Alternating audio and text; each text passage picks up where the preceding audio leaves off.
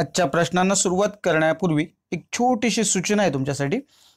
आता प्रश्न वाचल्यानंतर 4 ऑप्शन्स तुमच्या समोर येतील। नेहमीप्रमाणे या वेळेला टायमर असणार नाहीये, काही सेकंदांचा पॉज घेईन मी, तिथपर्यंत तुम्ही तुमचा हा व्हिडिओ सुद्धा पॉज करू शकता। 1 मिनिटामध्ये तुमचं उत्तर तयार करा आणि मग व्हिडिओ रिझ्यूम करा आणि तुम्ही दिलेलं उत्तर किंवा तुम्ही ठरवलेलं उत्तर आणि इथलं जे अपेक्षित असलेलं उत्तर याचा पडताळा करून घ्या। तर बघा आजचा पहिला प्रश्न, the work done by the system is converted into, आणि याचे ऑप्शन्स आहेत ए प्रेशर, बी मोमेंटम, सी हीट आणि डी एनर्जी। याचा करेक्ट आन्सर आहे सी हीट। सो आपण जर पुस्तकाचा जर नीट बारकाईने अभ्यास केला तर तुमच्या लक्षात येईल की work done by the system is converted into heat. दुसरा प्रश्न बघा, the branch of physics which deals with the concepts of heat and temperature is, options आहेत electrostatics, thermodynamics, thermostatics आणि hydrostatics। आणि याचा करेक्ट आन्सर आहे बी थर्मोडायनामिक्स। अर्थात thermodynamics हा चॅप्टर असल्यामुळे तुमच्या हे लगेच लक्षात येईल की थर्मोडायनामिक्स हे उत्तर असणं अपेक्षित आहे, पण परीक्षेमध्ये जेव्हा तुम्ही जाल तेव्हा तुम्हाला हे माहीत नसणार आहे की हा जो MCQ आहे हा कुठल्या चॅप्टर मधला आहे, त्यामुळे तिथे कन्फ्युजन तयार होऊ शकतं। ठीक आहे, सो हे फक्त लक्षात ठेवा। आता आपल्याला माहिती आहे की थर्मोडायनामिक्स चॅप्टर मधला MCQ आहे, म्हणून याचं उत्तर थर्मोडायनामिक्स आहे। ओके, पुढच्या प्रश्नाकडे वळूया। When two objects are at the same temperature they are in a thermal equilibrium, B ionic equilibrium, C zero state, D mutual energy. आणि याचं करेक्ट आन्सर आहे ए थर्मल इक्विलिब्रियम। पुढचा प्रश्न बघा, the science of measuring temperatures is called as a thermometry, B thermal science, C thermography आणि D thermometer. याचा correct answer आहे A thermometry. So जे टेम्परेचर मेजर करण्याचं जे सायन्स आहे त्याला आपण काय म्हणतो, थर्मोमेट्री। पुढचा प्रश्न बघा, the energy associated with the random disorder motion of the molecules of the system is called as, ही डेफिनेशनच आहे a thermal energy, b ionic energy, c internal energy, d kinetic energy. आणि याचं करेक्ट आन्सर आहे c internal energy. So internal एनर्जीची basic definition हीच आहे आणि त्याच्यामुळे याचा पर्याय जो आहे हा इंटरनल एनर्जी येतो। पुढचा प्रश्न आहे, internal energy of argon is 1/2 kT, 3/2 kT, 5/2 kT आणि 7/2 kT। आणि याचं करेक्ट आन्सर आहे 3/2 kT, कारण आपल्याला माहिती आहे ॲक्च्युली की आर्गॉन जो आहे हा काय आहे, मोनोॲटॉमिक गॅस आहे। आणि त्यामुळे आपण 3rd चॅप्टरमध्येही बघितलं होतं हे की ज्या वेळेला अशी कंडिशन असते त्यावेळेला इंटरनल एनर्जी जी आहे ती 3/2 kT असते। सेम आपण बघूया पुन्हा, internal energy of oxygen is, आणि याचे ऑप्शन्स आहेत 1/2 kT, 3/2 kT, 5/2 kT आणि डी 7/2 kT। या ठिकाणी उत्तर येणार आहे याचं 5/2 kT, कारण ऑक्सिजन हा डायॲटॉमिक गॅस आहे आणि त्याच्यासाठीचं जे इक्वेशन आहे किंवा जे फॉर्म्युला आहे जो तो आहे 5/2 kT। When energy is transferred from the system to its environment, according to conventions, we say that system gains energy, system absorbs energy, system receives energy, system releases energy। आणि याचा correct answer आहे D system releases energy. कारण आपल्याला माहिती आहे की energy जी आहे ती सिस्टीमकडून एन्व्हायरमेंटकडे दिली जाते आहे, याचा अर्थ सिस्टीमकडून ती ट्रान्सफर होते। सो सिस्टीम काहीतरी देते। उरलेले जे 3 ऑप्शन्स जे आपल्याला समोर दिसत आहेत ते काय आहेत, सेमच आहे। सिस्टीम गेन्स, सगळीकडे आपण गेन्स, ॲब्सॉर्ब किंवा रिसिव्ह हे सिमिलर वर्ड्स आहेत आणि इथे प्रत्यक्षामध्ये सिस्टीम जी आहे ती एनर्जी रिलीज करते किंवा गिव्ह करते। ओके, सो अशा अर्थाने हे जे ऑप्शन नंबर 4 जो आहे हा करेक्ट आन्सर आहे। When the energy is transferred from environment to the system, energy is positive, negative, 0 और मॅक्सिमम। आणि आपल्याला माहिती आहे की जेव्हा एनर्जी ही एन्व्हायरमेंटकडून सिस्टीमकडे जाते त्यावेळेला याचा आन्सर असणार आहे पॉझिटिव्ह. कारण आपल्याला माहिती आहे की एन्व्हायरमेंटकडून सिस्टीमकडे एनर्जी येते. पुढचा प्रश्न बघा. Which of the following is the mathematical statement of first law of thermodynamics. आणि याचे 4 ऑप्शन्स बघा. Delta U is equal to Q plus W, delta U is equal to Q minus W, delta U is equal to Q minus W by 2 आणि option D आहे delta U is equal to P into bracket Q plus W. आणि याचं correct answer आहे delta U is equal to Q minus W. आपल्याला अर्थातच माहिती आहे की फर्स्ट लॉ ऑफ थर्मोडायनामिक्सचं हे स्टेटमेंट आहे. आणि अर्थात फर्स्ट लॉ ऑफ थर्मोडायनामिक्स हा जो विषय आहे थोडासा वेगळ्या भाषेतसुद्धा आपण लिहितो. आपल्याला ते इक्वेशनसुद्धा माहिती आहे फर्स्ट लॉ ऑफ थर्मोडायनामिक्सचं. काय इक्वेशन होतं ते, तर Q is equal to delta U plus W. So हे दोन्ही प्रकारे आपण लिहू शकतो कारण ते रिअरेंज केल्यानंतर तसं येतं आपल्याला माहिती आहे. आणि त्यामुळे delta U is equal to Q minus W असं इक्वेशन असतं किंवा Q is equal to delta U plus W हा सुद्धा वेगळा फॉर्म आहे. मॅथमॅटिकल स्टेटमेंट जे आहे ते तेच आहे, फक्त आपल्याला माहिती आहे ते थोडंसं रिअरेंज करून केलेलं इक्वेशन असतं. सो दोन्हीपैकी कुठलाही ऑप्शन आपल्यासमोर येऊ शकतो. मात्र लक्षात ठेवा ज्यावेळेला प्लस साईन असणार आहे तेव्हा काय असणार आहे Q is equal to delta U plus W असं ते इक्वेशन आहे. पुढचा प्रश्न बघा. When more heat is added to the system than the work done by it the internal energy of the system. आणि याचे ऑप्शन्स आहेत इन्क्रीजेस, डिक्रीजेस, रिमेन्स सेम आणि अनप्रेडिक्टेबल. आणि याचा करेक्ट आन्सर आहे इन्क्रीजेस. बघा हे आपण त्यावेळेलाही डिस्कस केलं होतं. ज्यावेळेला काय होईल प्रत्यक्षामध्ये वर्क डन बाय इट हे काय आहे तर कमी आहे. कारण असं म्हटलं बघा when more heat is added to the system. So समजा आपण सिस्टीमला समजा 200 जूल इतकी हीट सप्लाय केली आणि सिस्टीमने काम किती केलं आहे तर कमी केलं आहे, समजा 100 जूल केलं आहे, तर डेफिनेटली इंटरनल एनर्जी जी काय आहे ती काय होईल तर वाढणार आहे. कारण जेवढं प्रत्यक्षामध्ये त्याने काम केलं आहे त्याच्यापेक्षा जास्तीची जी एनर्जी आहे ती तिला सप्लाय केली गेलेली आहे.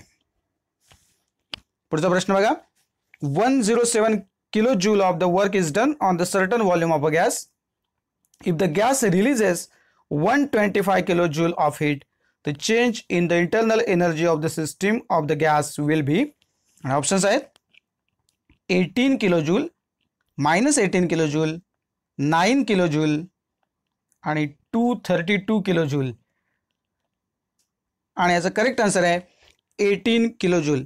अर्थातच आपल्याला माहिती आहे की ज्यावेळेला चेंज इन इंटरनल एनर्जी आपण कॅल्क्युलेट करणार आहोत तेव्हा दोघांचंही सबट्रॅक्शन होईल आणि काय होईल 125 मधून 107 जातील. खरं तर मॉड्युलस आपण घेणार आहोत त्याच्यामुळे अर्थातच इथे तर क्लिअर कट तुम्हाला समजते की 125 आणि 107 याच्यातला फरक जो आहे तो 18 आहे. सो 18 किलो जूल हे याचं आन्सर असणार आहे. पुढच्या प्रश्नाकडे बोलूया. Which of the following is extensive variable. आणि ऑप्शन्स आहेत प्रेशर, टेम्परेचर, मास आणि डेन्सिटी. याचा करेक्ट आन्सर आहे सी मास. थोडंसं बोलूया याच्याबद्दल. आपल्याला माहिती आहे एक्सटेन्सिव्ह व्हेरिएबल कुठला आहे असं विचारलं आहे. आधी मुळातच इंटेन्सिव्ह आणि एक्सटेन्सिव्ह या शब्दातला फरक काय आहे तो लक्षात घेऊया. खरं तर आपण थिअरीमध्ये हे बघितलं आहे पण पुन्हा एकदा रिमाइंडर.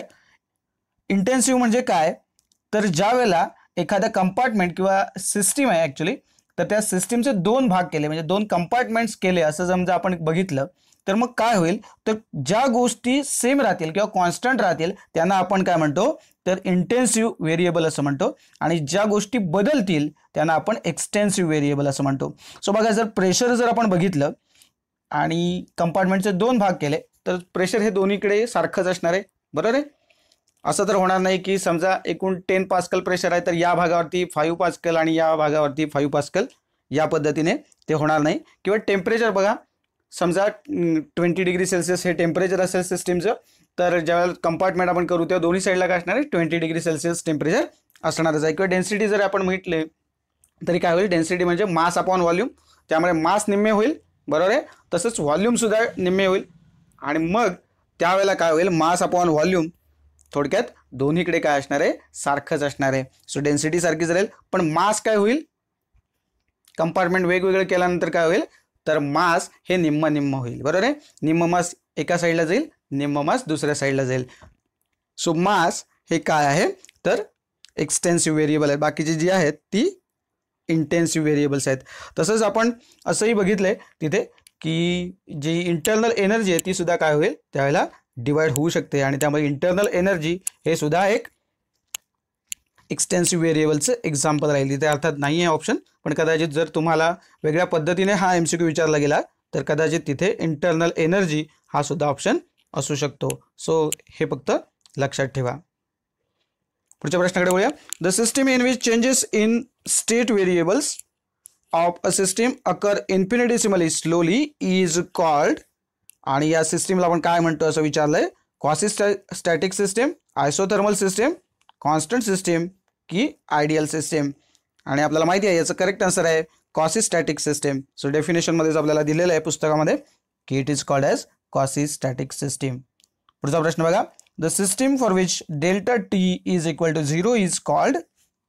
आणि ऑप्शन्स आहेत आयसोबॅरिक प्रोसेस, काही जण आयसोबारिक म्हणतात, आयसोबॅरिक म्हणा, आयसोबारिक म्हणा, काही म्हणा, isothermal process, isochoric process, adiabatic process. So आपल्याला माहिती आहे delta T is equal to 0 याचाच अर्थ काय, टेम्परेचर कॉन्स्टंट राहतं. आणि अशा वेळेला याचं उत्तर काय असणार आहे, आयसोथर्मल प्रोसेस. पुढचा प्रश्न बघा.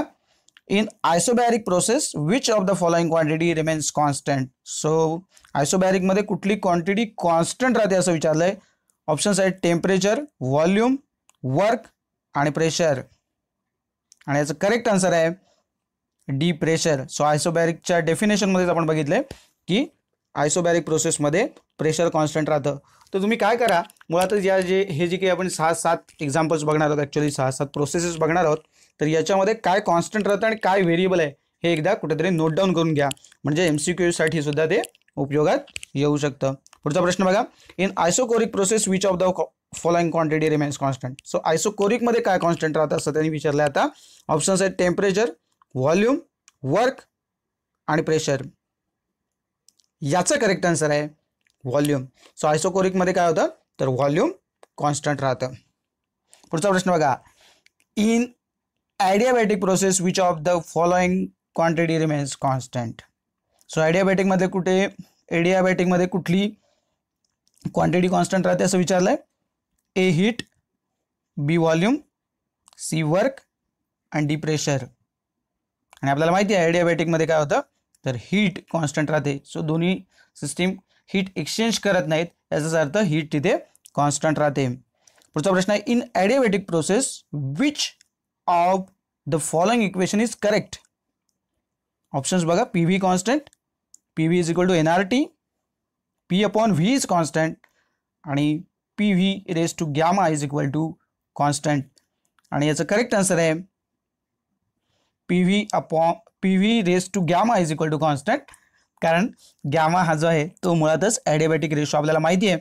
आणि हे जे इक्वेशन आहे PV raise to gamma is equal to constant हे ॲडियाबॅटिक प्रोसेसचं इक्वेशन आहे. पुढच्या प्रश्नाकडे वळूया. The adiabatic ratio for argon is 5/3, 7/5, 9/7 आणि 4/3. आणि याचं करेक्ट आन्सर आहे 5/3. आपल्याला माहिती आहे की आर्गॉन, मगाशी आपण जे बघितलं ते मोनोॲटॉमिक गॅस आहे आर्गॉन.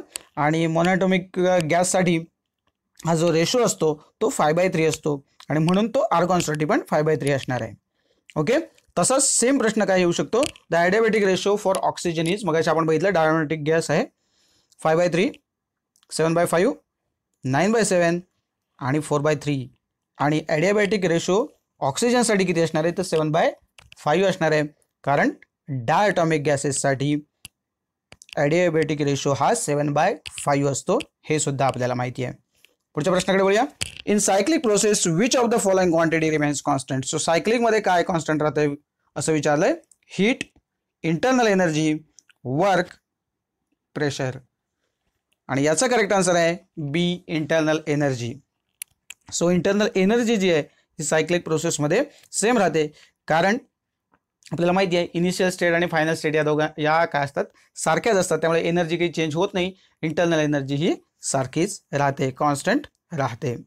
पुढचा प्रश्न बघा.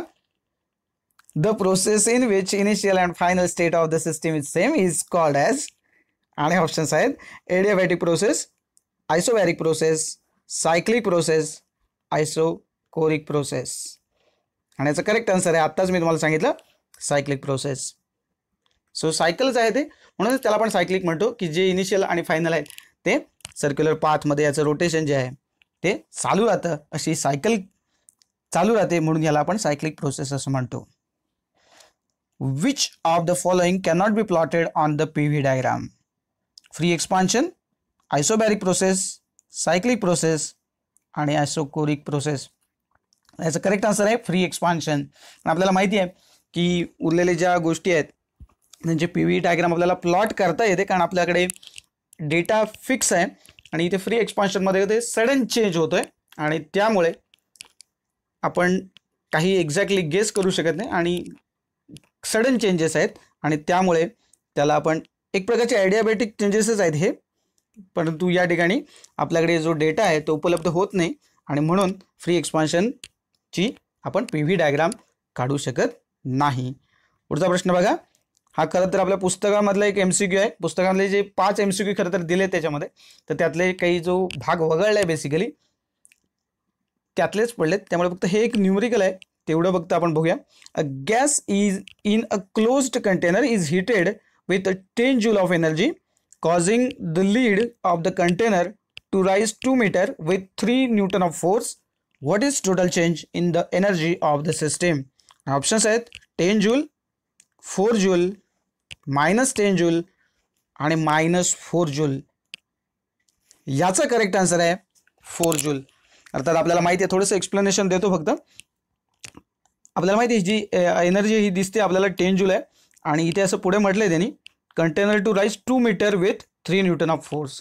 सो फोर्स इंटू डिस्प्लेसमेंट आपल्याला काय देतं तर वर्क देतं आणि वर्क म्हणजेच काय आहे, nothing but energy. So work जे आहे ते किती, force 3 newton into displacement 2 metre, म्हणजे याचा अर्थ आपल्याला जे मिळणार आहे वर्क ते किती होणार आहे तर 3 × 2 म्हणजे 6 जूल एवढं वर्क त्याच्यावरती होणार आहे, बरोबर आहे. आणि 10 जूल ही त्याची ओरिजिनल एनर्जी आहे, 6 जूल इतकं वर्क होत आहे आणि त्यामुळे मग जी एनर्जी शिल्लक राहणार आहे.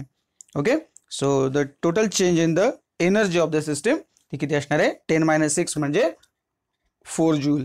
सो अशा पद्धतीने आपण बऱ्यापैकी MCQs यातले बघितलेत. आपल्याला माहिती आहे 4.8 4.8 ॲक्च्युली हीट इंजिन्सपासून पुढचा सगळा जो सिलेबस आहे तो या वर्षीसाठी रिमूव्ह केला गेलेला आहे एक्झामसाठी आणि त्यामुळे इथपर्यंत जो फ्री एक्सपान्शन हे जे आपलं आर्टिकल आहे तिथपर्यंतच आपलं या वर्षीचं कामकाज आहे या चॅप्टरचं आणि त्यामुळे एवढे MCQ, याच्यापेक्षाही जास्तीचे MCQ निघू शकतात. अर्थात आपल्याला कल्पना याची, कारण आपल्याकडे प्रत्येक इक्वेशनची प्रत्येक प्रोसेसची इक्वेशन्स आहेत खरं तर, आणि त्याच्यामुळे त्याच्यावरून सुद्धा आणखीन MCQs तयार होतील. अर्थात तो डेरिवेशनचा भाग आहे. तुम्ही जेव्हा डेरिवेशन कराल, अभ्यास कराल, तेव्हा अर्थातच तुम्हाला ते इक्वेशन माहीत असणार आहे. त्यामुळे पुन्हा ते MCQ फक्त वाढवून वेळ वाढवला नाही आहे इथला व्हिडिओचा, परंतु तुमच्या लक्षात येईल जेव्हा तुम्ही पूर्ण हा अभ्यास कराल तेव्हा त्या पद्धतीनेही MCQs वाढू शकतात.